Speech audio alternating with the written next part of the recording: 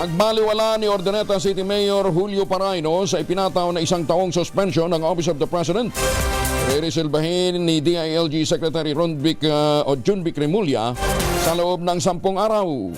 Detalye ng balita mula kay Romy Gonzalez sa Rich 41. Romy?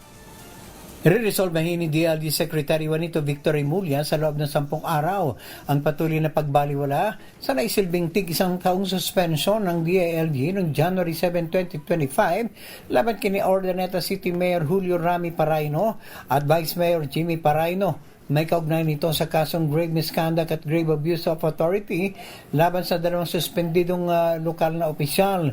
Sa panayam kay Secretary Remulla, matapos makipagpulong sa mga local executives ng Baguio City at lalawigan ng Benguet sa Bell House at Camp John Hay, patuloy ang pagkipagtalastasan niya kay Pangasinan Governor Ramon Gico III kaugnay sa pagmamatigas na magpinsang Paraino sa utos ng suspensyon na ipinataw ng Office of the President.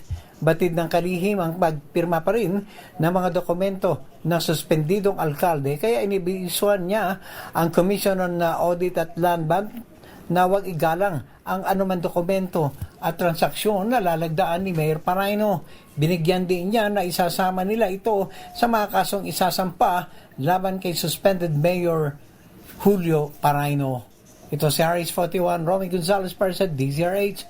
Una sa Pilipinas, una sa Pilipino. Maraming salamat, Romy.